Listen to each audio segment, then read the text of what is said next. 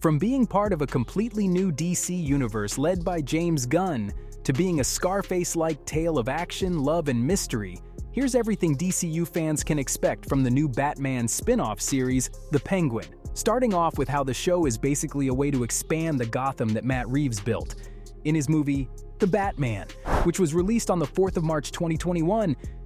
Seriously, how great was that movie? Shortest 3 hours ever, right? Now, what fans wanted the most out of that film was a bigger universe, without the wacky cameos and crossovers. And Reeves was there to deliver because he has a lot planned for his Batverse. And if it's got the same vibe as that masterpiece, then the audience doesn't know what's coming for them. The director wanted ways to tell his story that didn't involve sequel after sequel every other year. And so, he thought of a spin-off revolving around the fan-favorite character who stole the show with his performance. Colin Farrell caught everyone by surprise with his loudmouth, cunning, and hilarious portrayal of Oswald Cobblepot, aka the owner of the Iceberg Lounge, aka the Penguin. What's interesting about the spin-off is that Farrell has never starred as a series regular in his very long and very successful career. A guest appearance or two, sure, but this is a first for him. Now, The Penguin is definitely going to be a ride. But before diving into stuff like the plot, trailer, and other mumbo-jumbo, what does this show mean exactly? Well, Reeves doesn't plan on stopping just here. A Penguin show opens so many doors for Batman's extensive rogues gallery, and this isn't limited to just the Joker.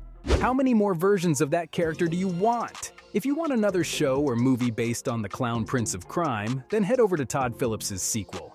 What I mean are villains like Clayface, Two-Face, the Court of Owls, and many more awesome characters. As far as Clayface is concerned, the whole CGI dependency wouldn't really suit the vibe the Batman has, you know? Here's where Ozzy waddles in with his umbrella cane, since he's literally the perfect character to give an original series to.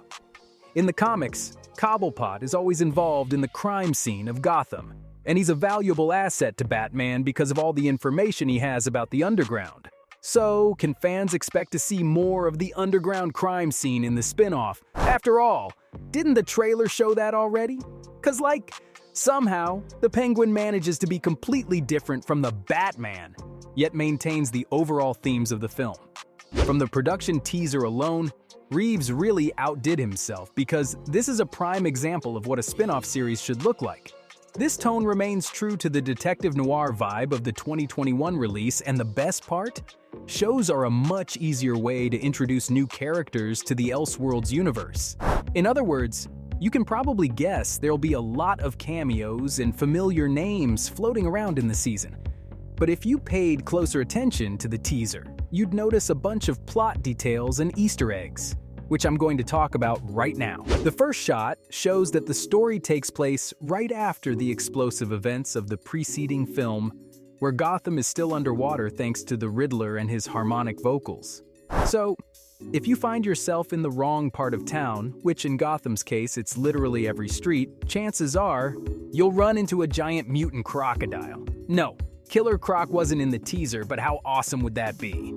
Ozzy uses the floods and the city's state of emergency to rise to the top of the criminal underground, and this is more convenient now that Carmine Falcone is dead. After all, the Gotham City Police Department and Batman have their hands full, so why not be throned as the king of crime?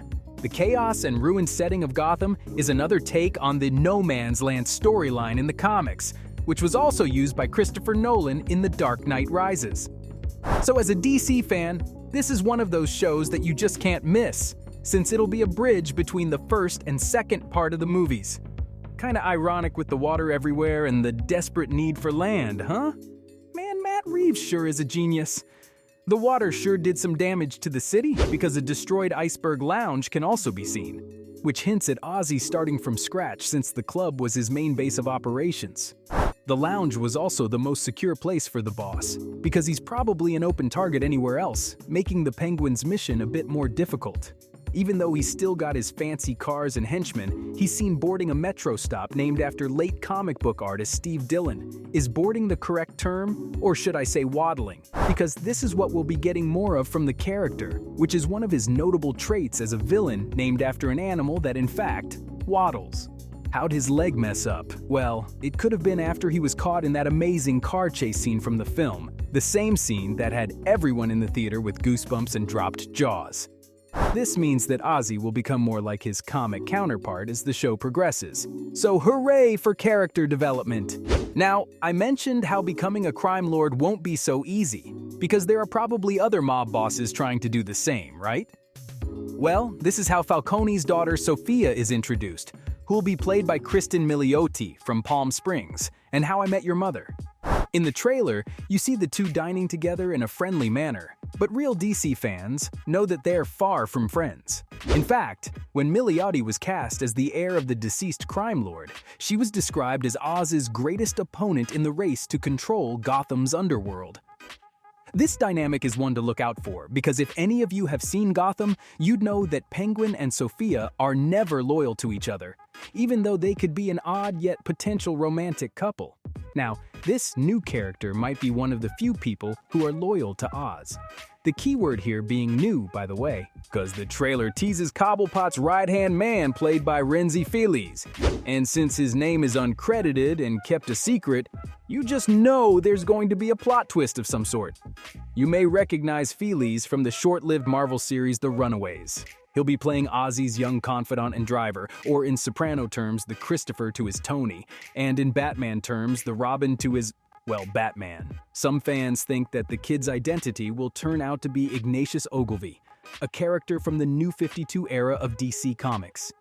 Ogilvy was an orphan when he was part of Penguin's crew, and through years of loyalty and sacrifice, he earned Oswald's most trusted partner.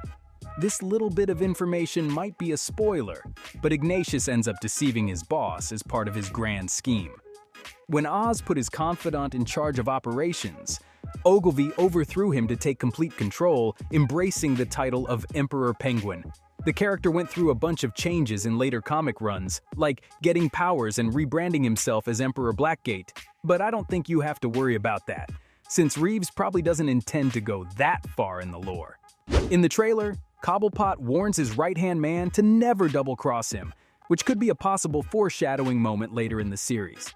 So, wrapping this up now, what can fans really expect from the show?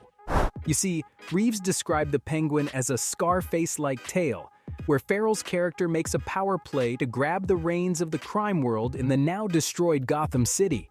Though there isn't an official synopsis of the show, the head of original content at HBO, Max Sarah Aubrey, said that they're trying to get up and personal with Oz's life in the streets of Gotham.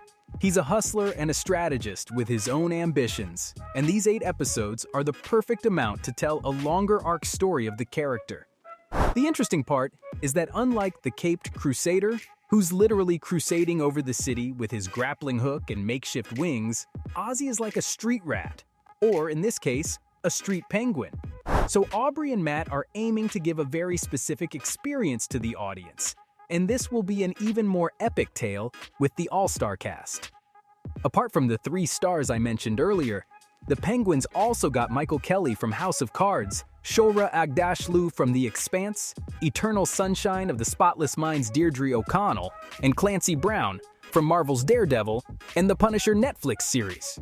Colin talked about the crew behind the camera and gave props to the director because he's pretty sure that Reeves has borderline OCD with the level of attention to detail he has when filming the scenes. A release date isn't confirmed, but one can expect an early 2024 release since the spin-off is under production. And so, from being a Scarface-like tale to being part of a completely new DC universe, this was everything a DCU fan can expect from the new Batman spin-off series The Penguin.